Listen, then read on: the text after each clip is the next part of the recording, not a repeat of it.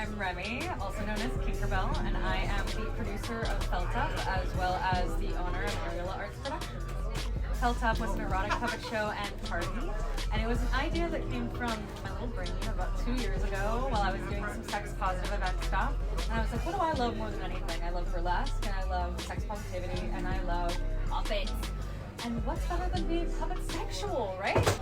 And so I reached out to Rubulad here, and it's a beautiful community space full of so many like nooks and crannies, full of kismic, like magic and whimsy, and I was like, that's what I want. That's exactly the venue that I can capture what I'm trying to create. So I was like, I'm gonna do it. And they gave me a 5-week turnaround, and I was like, whew, all right, I'm gonna make it happen. We had 170 people show up for this show. It was the inaugural event for Areola Arts Productions. So Areola Arts started because I got into burlesque, into the soft underbelly that is like the creative fringe of New York City.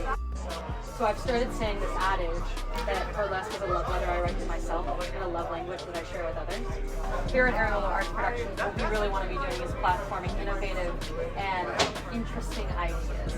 Tinkerbell reached out to me, and I met them a while back when I was performing at Sinner's Shabbat, which is like a Jewish kink party. And Tinkerbell must have liked what she saw because she hired me again for hula hooping, and I'm really happy about it.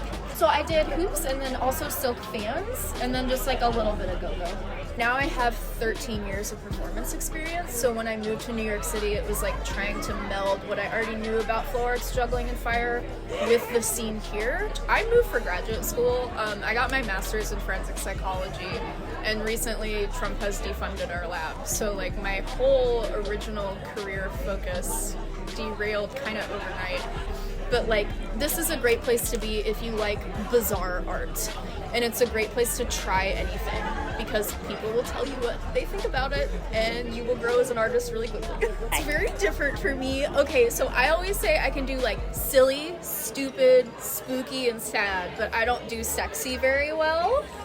So I've been trying to explore that more. We had like 3 weeks of me learning to be sexy. So I brought that to the table tonight, I hope. We'll see. I don't know. This is a fun, sex-positive group of people. Like, obviously, you could tell by the performances, like, everybody had a vibrator. I found so many amazing people in community and beyond, and I was just like, we can make this happen together. And in an otherwise really crazy fucking world, I was like, I can have this little magic. This just happens. But what I want is to think about all the people who have ever been like, I never thought I could do that. And you can. You absolutely can. Just get up on that stage. Because we all have imposter syndrome, right? We all have that tiny little monster inside us. You can't do it. You can't do it. You can do it. So I hope I'll see you next one.